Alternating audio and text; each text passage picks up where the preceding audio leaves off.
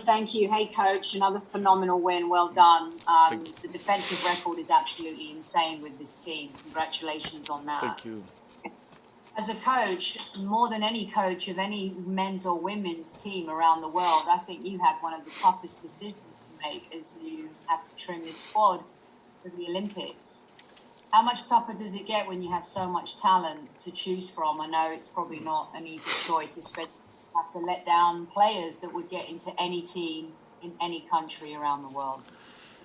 Yes, it is extremely tough, and when you have players that are coming in into their first game or second game and doing as well as Ket did, the decision gets even tougher. But I would rather be on this side of the spectrum than the other side. It's one of those that I hate it, but I love it. And I'm just happy that, again, I have an opportunity to work with such an incredible soccer players and choose from such an incredible pool of players. Ultimately, the best ones will go. There you go. Jonathan Tannewald, you are up. Thank you. Congratulations, Vlatko. Again, we seem to say that often a lot these days. On top of everything else, you got to play Crystal Dunn and Margaret Purce on the forward line for a bit tonight, and I was wondering if you could talk about what went into that and what you thought. So I have to say, the thought of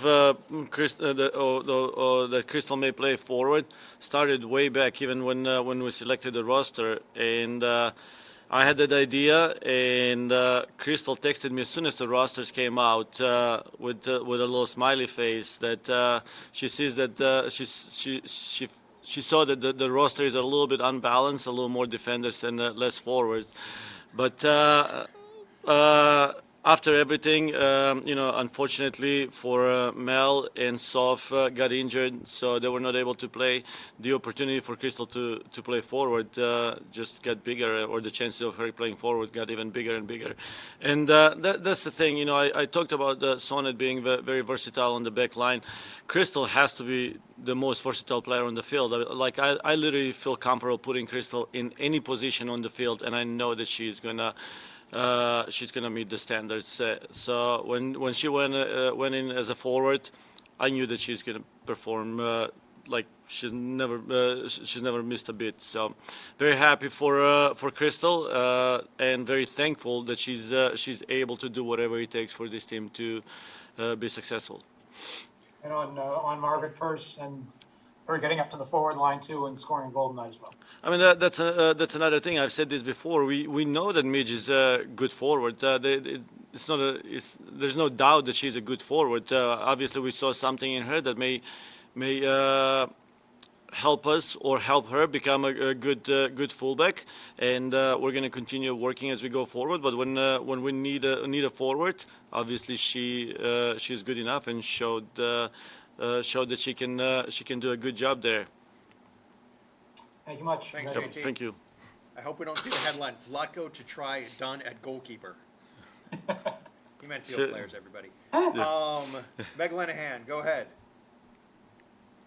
Vlatko, I asked this of Megan when she was up here, but it does feel like there was a lot of exciting things to take away from these couple of games. We spoke when this camp was first announced, the fact that you actually got games to take a look at and actually be able to analyze.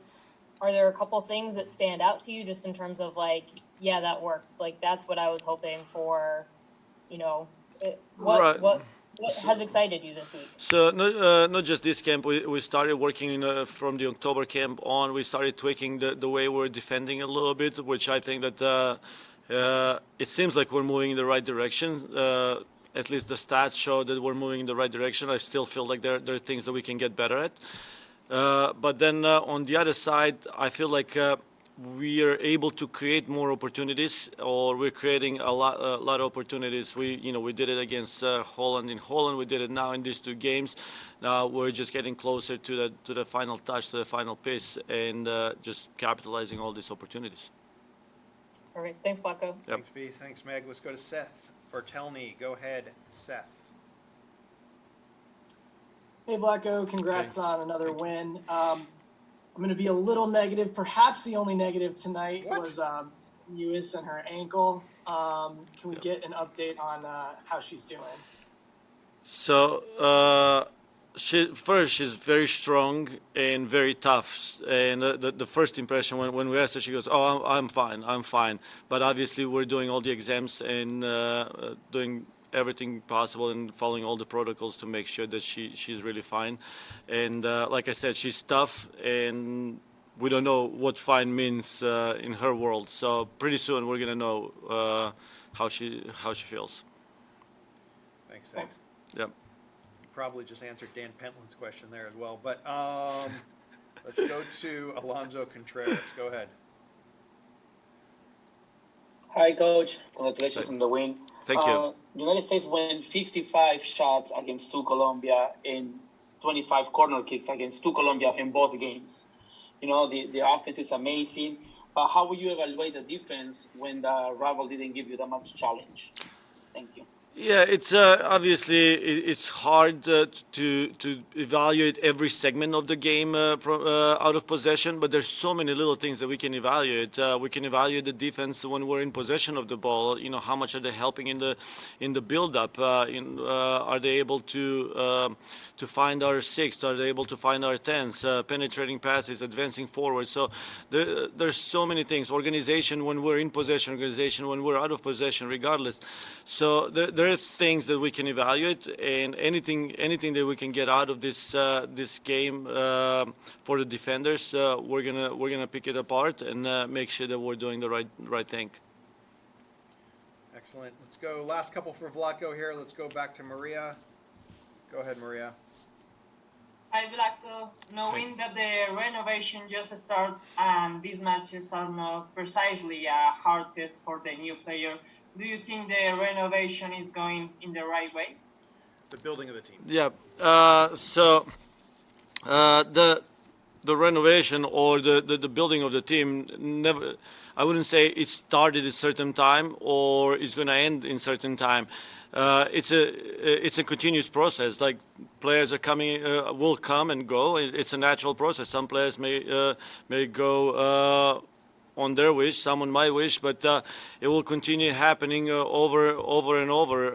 And so far, obviously, we introduced a couple of young players, and I'm very happy how they've done. And just the fact that we were able to play with such a young back line, especially at the end of the game, and a young goalkeeper, it makes me happy. Makes me happy for this team and for the future of this team. Thanks, V. Last one goes to Dan Pentland. Go ahead, Dan. Thanks, Aaron. Vlatko obviously made a change tonight. You put in Rose Lavelle for Lindsay Horan. How do you compare both of those players' performances over the 2 games, and what different options do they provide to you as a coach? You know, they're all such a great players. Every player that we have in the middle is an incredible player, and they all do well, and they're all going to continue doing well. And even though they're slightly different, they bring different things to the table. Everything that they bring is very valuable to us. Obviously, Lindsay's a little bit more. A little more of a rhythm player and likes to combine and set other players, where Rose is a little more dynamic, penetrates on the dribble, and finds herself in goal scoring opportunity probably a little more often. But I mean, if we can find a way to play all 3 of them, we'll probably look into that as well.